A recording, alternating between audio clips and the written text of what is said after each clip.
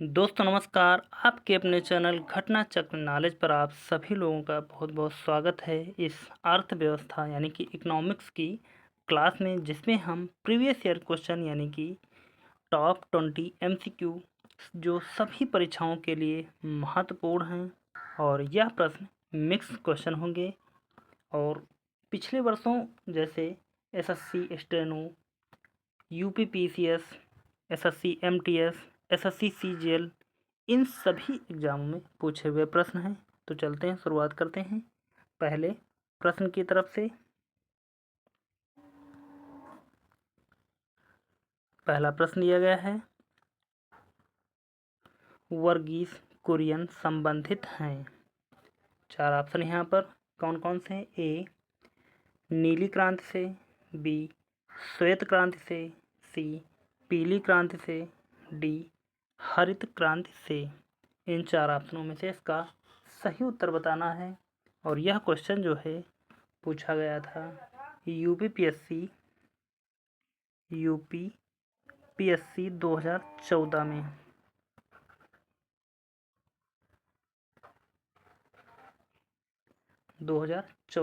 पूछा गया था। तो देखते हैं इसका सही उत्तर क्या है। तो वर्गीस कुरियन जो संबंधित हैं श्वेत क्रांति से। आगे बढ़ते हैं, अगला प्रश्न देखते हैं। निम्न में कौन सी समस्या बिना इंश्योरेंस एवं अनिश्चित से भरपूर होती है? ए आग, बी बाढ़, सी वस्तुओं की कीमत में बदलाव, डी फैशन परिवर्तन। तो यहाँ पर अनिश्चित की जगह पर अनिश्चितता भी कर सकते हैं। तो इनमें से इसका राइट आंसर बताना है। बताएं इसका सही उत्तर क्या हो जाएगा। और यह यूपीपीएससी 2014 में यह भी पूछा गया था। यूपीपीएससी 2014 में पूछा हुआ प्रश्न है। और इसका राइट आंसर देखा जाए तो हो जाएगा हमारा राइट आंसर फैशन परिवर्तन। अगला प्रश्न देखते हैं। अगला प्रश्न दिया गया है, नीली क्रांति संबंधित है। ए मछली पालन से, बी दुग्ध उत्पादन से, सी तिलहन उत्पादन से, डी खाद्य उत्पादन से। इसका सही उत्तर बताना है। तो देखें इसका सही उत्तर क्या हो जाएगा। और यह क्वेश्चन एसएससी स्टेनो में पूछा गया है। एसएससी स्टेनो किस सन में? 2005 में। इसका सही उत्तर देखा जाए तो हो जाएगा हमारा ए नीली क्रांति मछली पालन से संबंधित है। और बाकी बचे ऑप्शनों को भी यहाँ पर देख लेंगे हम। दुग्ध उत्पादन श्वेत क्रांति से, अभी आपने देखा श्वेत क्रांति से संबंधित है। तिलहन उत्पादन किससे? तो हो जाएगा पीली क्रांति।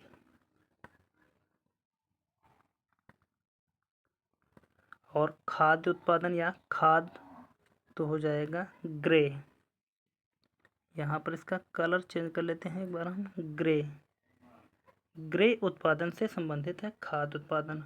बाकी बची इनको भी हम देख लेंगे कौन कौन से उत्पादन किससे संबंधित हैं। नीली क्रांति की बात करें अगर नीली,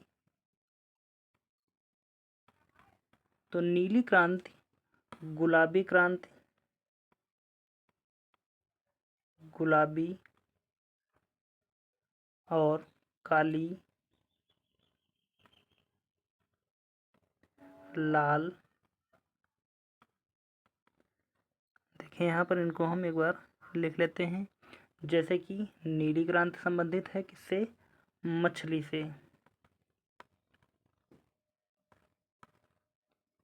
काली क्रांति या गुलाबी क्रांति झींगा उत्पादन, झींगा उत्पादन। काली क्रांति पेट्रोलियम से।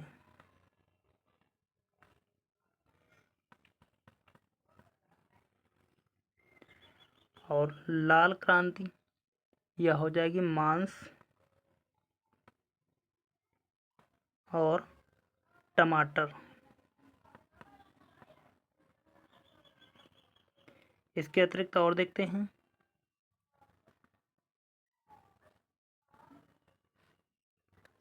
भूरी क्रांति, रजत क्रांति, रजत फाइबर,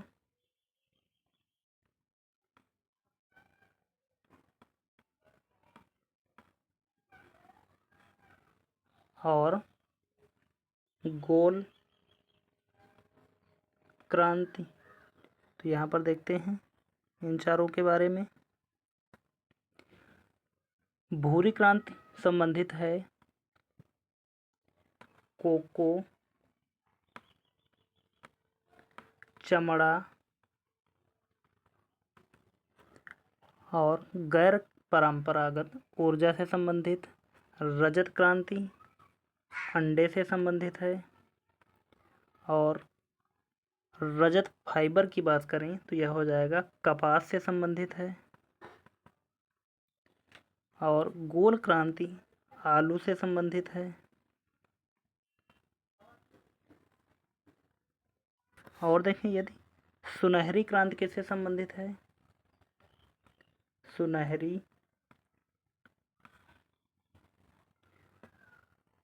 सुनहरी क्रांति फलों से संबंधित है, फलों से।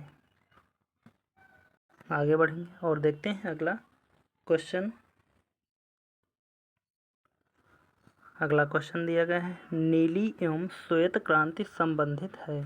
तो आप यहाँ पर आसानी से क्वेश्चन लगा सकते हैं। ए मछली और खाद्य से, बी दुग्ध से, सी मछली और दुग्ध, डी मछली और कृषि। तो यहाँ पर नीली एवं श्वेत क्रांति जो संबंधित है किससे हो जाएगी, इसमें से मछली और दुग्ध से। तो यहाँ पर नीली से मछली आ जाएगा और श्वेत से दुग्ध हो जाएगी, इसलिए हमारा सी वाला राइट आंसर हो जाएगा। आगे बढ़ जाएंगे, अगला प्रश्न देखते हैं। और यह प्रश्न अगर देखें किस एग्जाम में पूछा हुआ है, स्टेनो 2014 का यह भी प्रश्न है। आगे बढ़ते हैं और देखते हैं अगला प्रश्न। अगला प्रश्न दिया गया है, भूरी क्रांति संबंधित है किससे। 4 ऑप्शन है यहाँ पर। ए खाद्यान्न उत्पादन में वृद्धि, बी समुद्री उत्पादन में वृद्धि, सी खाद्य उत्पादन में वृद्धि, डी दुग्ध उत्पादन में वृद्धि। तो यहाँ पर बस थोड़ा सा ध्यान रखना कि यहाँ पर खाद्यान्न है और यहाँ पर खाद है, यह अलग अलग ऑप्शन है, इसलिए यहाँ पर देखें इसका सही उत्तर क्या हो जाएगा। और यह क्वेश्चन यूपीपीएससी 2014 में पूछा हुआ है, यूपीपीएससी 14 का प्रश्न है। तो इसका राइट आंसर यहाँ पर देखा जाए तो हो जाएगा हमारा खाद्य उत्पादन में वृद्धि भूरी क्रांति संबंधित है। अगला प्रश्न, स्वर्ण क्रांति किससे संबंधित है। ए बंदर पालन, बी पुष्प कृषि, सी मधुमक्खी पालन, डी अंगूर उत्पादन। तो स्वर्ण क्रांति की यहाँ पर बात की जाए तो हो जाएगा हमारा पुष्प क्रांति से, यानी कि बी वाला राइट आंसर हो जाएगा। आगे बढ़ जाएंगे और देखते हैं अगला प्रश्न। अगला प्रश्न दिया गया है, आर्थिक नियोजन किसका हिस्सा है। ए मिश्रित अर्थव्यवस्था का, बी दोहरी अर्थव्यवस्था का, सी समाजवादी अर्थव्यवस्था का, डी पूंजीवादी अर्थव्यवस्था का। तो आर्थिक नियोजन किसका हिस्सा है, यह क्वेश्चन यूपीपीएससी 2011 का पूछा हुआ प्रश्न है। तो इसका सही उत्तर देखें तो कौन सा हो जाएगा, इसमें से सी आर्थिक नियोजन समाजवादी अर्थव्यवस्था का हिस्सा है। अगला प्रश्न देखते हैं। अगला प्रश्न दिया गया है, कौन से 3 वर्ष योजना अवकाश के नाम से जाने जाते हैं? ए 1965 से 68, बी 1966 से 69, सी 1968 से 71, डी 1969 से 72।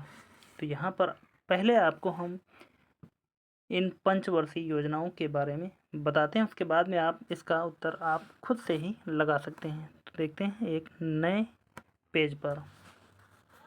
तो यहाँ पर हम लिख लेंगे पहले प्रथम, द्वितीय, तृतीय, चौथी। 4 योजनाएं देखेंगे किस किस सन में हुई थी।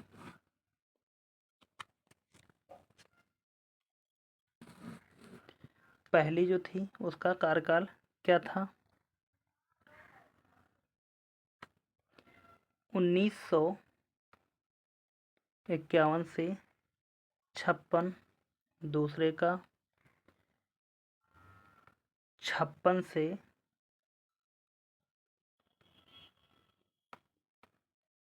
61। तीसरे का था 61 से 66। चौथी पंचवर्षीय योजना कब से कब थी? तो हो जाएगा 1969 से लेकर 74 तक। अब यहाँ पर 66 था, यहाँ 69 से स्टार्ट हो रही, यानी कि जो गैप बना, आप यहाँ पर देख सकते हैं जो गैप बन रहा है कहाँ पर, 66 से 69 के बीच में। कितने वर्ष का? 3 वर्ष का। तो क्वेश्चन क्या कह रहा है? अब यहाँ पर देख सकते हैं कि जो क्वेश्चन में पूछ रहा है कि कौन से 3 वर्ष योजना अवकाश के नाम से जाने जाते हैं, तो किसके बीच में? यहाँ पर आप ऑप्शन के अनुसार लगा सकते हैं आप 66 से 69, यानी कि बी वाला राइट आंसर है। और यहाँ पर आप और पंचवर्षीय जो योजनाएं हैं उनके बारे में भी देख सकते हैं, यानी कि 4 पंचवर्षीय योजनाएं हमने देखी। आगे की भी सारी जो 12 पंचवर्षीय योजनाएं थी उनको भी हम एक बार देख लें, ताकि इससे संबंधित जो हमारा प्रश्न बने कभी चूके ना। तो चौथी पंचवर्षीय योजना तक हमने देखी 74 तक। उसके बाद में देखते हैं 5वीं,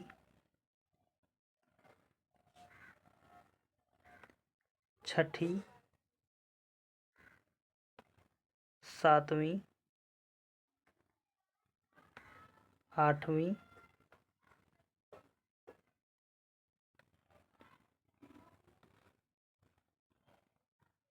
इनका देखेंगे हम क्रम। इनका जो क्रम था 74 से 78, 5वीं का 74 से 78, 74 से 78, और यह ख़त्म पहले ही हो गई, इसको 2 वर्ष पहले ही ख़त्म कर दिया गया। तो यहाँ पर 2 वर्ष का गैप बन गया, 2 वर्ष का यहाँ गैप बना। उसके बाद में कौन सी योजना चली? 78 से 83, 78 से 83। इस योजना का नाम क्या दिया गया था? तो इस योजना को जो नाम दिया गया था इसका 78 से 83 के बीच में अनवरत योजना।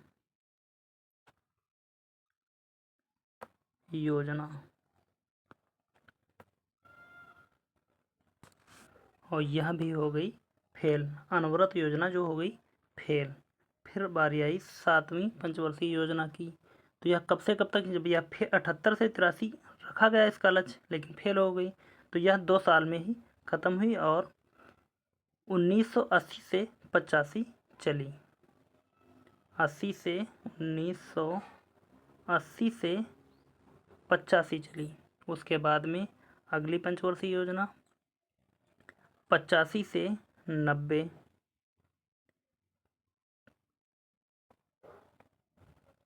85 से 90।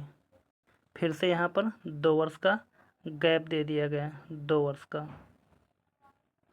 फिर स्टार्ट कब से होगी? 1992 से। आगे देखते हैं, यहाँ पर 1900 तो देखेंगे 9वीं 10वीं 11वीं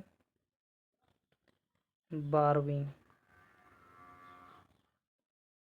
इन सब के बारे में देखेंगे कौन से सन में चली थी। तो यहाँ पर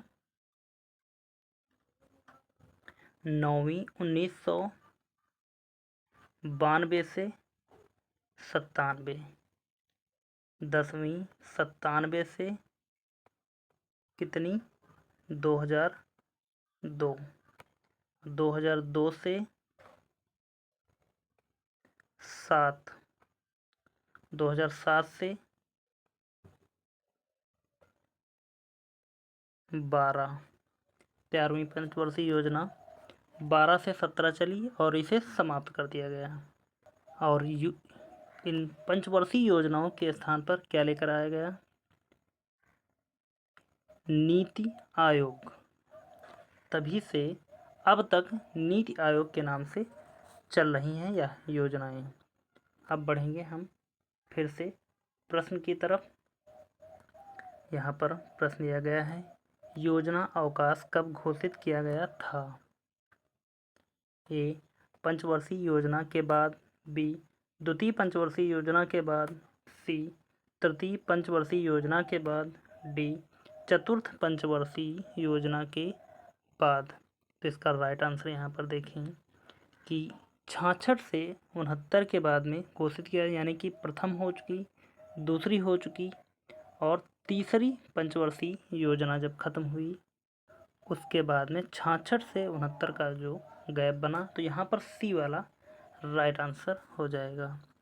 आगे बढ़ेंगे और देखते हैं अगला प्रश्न, जैसा कि दिया गया है, निम्नलिखित में से क्या सही नहीं है?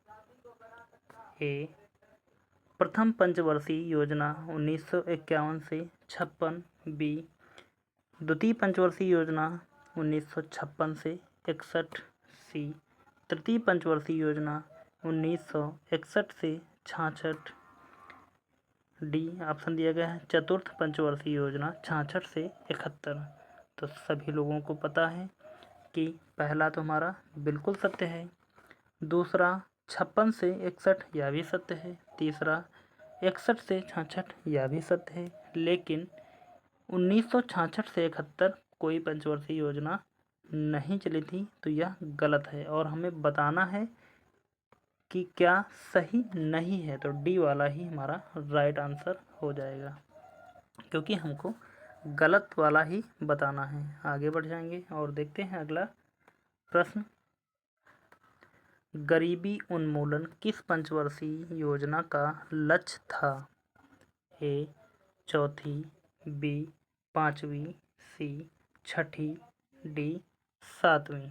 तो यहाँ पर गरीबी उन्मूलन जो मुख्य लक्ष्य था वह इसमें से किस पंचवर्षीय योजना का था, यही बताना है इसका। तो यहाँ पर हो जाएगा 5वीं का, बी वाला राइट आंसर। और यह एसएससी टीए एग्ज़ाम में 2008 में पूछा हुआ प्रश्न है। आगे बढ़ते हैं और देखते हैं अगला प्रश्न है, 12वीं पंचवर्षीय योजना की अवधि क्या है? ए, 10 से 15। बी, 2011 से 16। सी, 2012 से 17। डी, 2013 से 18। तो यहाँ पर इसका राइट आंसर देखा जाए तो हो जाएगा 12 से 17।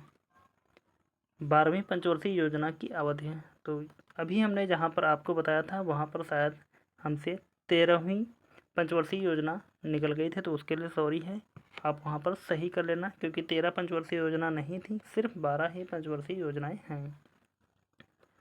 आगे बढ़ जाएंगे और देखते हैं अगले प्रश्न की तरफ, किस पंचवर्षीय योजना की अवधि केवल 4 वर्ष की थी? ए, तीसरी। बी, चौथी। सी 5वीं, डी 7वीं। तो यहाँ पर इसका राइट आंसर देखें कि किस पंचवर्षीय योजना की अवधि केवल 4 वर्ष की थी। तो यहाँ पर इसका राइट आंसर हो जाएगा 5वीं पंचवर्षीय योजना की अवधि केवल 4 वर्ष की थी। और यह क्वेश्चन SSC MTS में पूछा हुआ प्रश्न है। MTS किस सन में? तो हो जाएगा 2014 में। आगे बढ़ जाएंगे, अगला प्रश्न देखते हैं। निम्न में से कौन सी पंचवर्षीय योजना महालनोबिस मॉडल पर आधारित है? ए पहली, बी दूसरी, सी तीसरी, डी चौथी। तो यहाँ पर इसका राइट आंसर हो जाएगा हमारा दूसरी। महालनोबिस मॉडल पर आधारित यह योजना है। पहली किस मॉडल पर फिर आधारित है? तो पहली हो जाएगी हैरड डोमर मॉडल पर। और तीसरी किस पर आधारित थी? तो सैंडी प्लस सुखमय मॉडल पर आधारित थी। आगे बढ़ जाएंगे और देखते हैं अगला प्रश्न। अगला प्रश्न दिया गया है, द्वितीय पंचवर्षीय योजना आधारित है। किस पर आधारित है? ए महालनोबिस मॉडल पर, बी वकील और ब्रह्मानंद मॉडल पर, सी हेराल्ड डोमर मॉडल पर, डी एकल विकास मॉडल पर। तो इसका राइट आंसर देखें कि द्वितीय पंचवर्षीय योजना किस पर आधारित है? तो हो जाएगा महालनोबिस मॉडल पर आधारित है। अगला प्रश्न, सामाजिक वानिकी योजना शुरू की गई थी। ए दूसरी पंचवर्षीय योजना में, बी छठवीं पंचवर्षीय योजना में, सी 5वीं पंचवर्षीय योजना में, डी 8वीं पंचवर्षीय योजना में। यहाँ पर सामाजिक वानिकी जो योजना शुरू की गई थी, कब शुरू की गई थी? सी वाला राइट आंसर होगा 5वीं पंचवर्षीय योजना में शुरू की गई थी। और यह क्वेश्चन कब पूछा हुआ है? UPPCS यानी कि UPPSC 2012 में पूछा हुआ प्रश्न है। आगे बढ़ जाएंगे और देखते हैं अगला प्रश्न। यहाँ पर दिया है, किस प्रकार के उत्पादों के न्यूनतम समर्थन मूल्य की सिफारिश CACP द्वारा की जाती है? ए औद्योगिक उत्पाद, बी कृषि उत्पाद, सी औषधि उत्पाद, डी उपर्युक्त में कोई नहीं।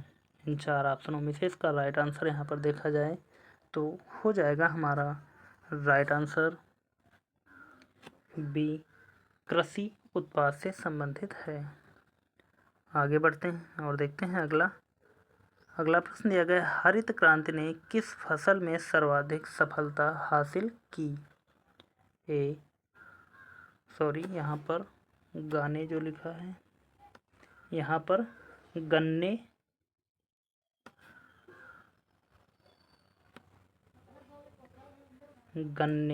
में। ए दिया गया है गन्ने में, बी दालों में, सी गेहूं में, डी कपास में। तो हरित क्रांति ने किस फसल में सर्वाधिक सफलता हासिल की थी? तो हो जाएगा सी वाला राइट आंसर गेहूं में। आगे बढ़ते हैं, अगला प्रश्न दिया गया है, खेती के साथ पशुपालन करना कहलाता है। क्या कहलाता है? ए मिश्रित फार्मिंग, बी मिश्रित कृषि, सी डेयरी फार्मिंग, डी ट्रक कृषि। तो यहाँ पर खेती के साथ पशुपालन करना कहलाता है ए मिश्रित फार्मिंग। और यह क्वेश्चन UPPCS यानी कि UPPSC 2014 में पूछा हुआ प्रश्न है। आगे बढ़ते हैं और देखते हैं अगला प्रश्न। और आज का लास्ट प्रश्न है, भारत में किस कारण कृषि की उपलब्ध अपने अधिकतम स्तर तक नहीं पहुंच पाई है? ए, छोटी जोतें, बी, ट्रैक्टरों की कमी, सी, गरीब किसान, डी, लोगों की उदारता। तो यहाँ पर भारत में किस कारण कृषि की उपलब्ध यानी कि उपलब्ध अपने अधिकतम स्तर तक नहीं पहुंच पाई है? तो इसका राइट आंसर यहाँ पर देखा जाए छोटी जोतें, ये वाला राइट आंसर होगा। यानी कि जनसंख्या अधिक होने के कारण लोगों के जो खेत हैं वह छोटे छोटे खेत हैं, छोटे छोटे खेत,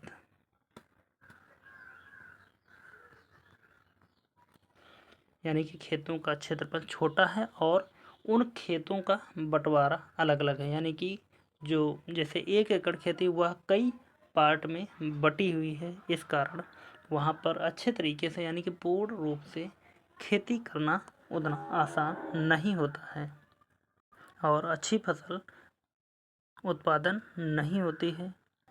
तो चलते हैं और आज के यहाँ पर 20 महत्वपूर्ण जो क्वेश्चन थे कंप्लीट होते हैं। तो उम्मीद करता हूँ कि आप सभी लोगों ने शुरू से लेकर अंत तक इस क्लास को देखा होगा और आपको यह क्लास कैसी लगी है आप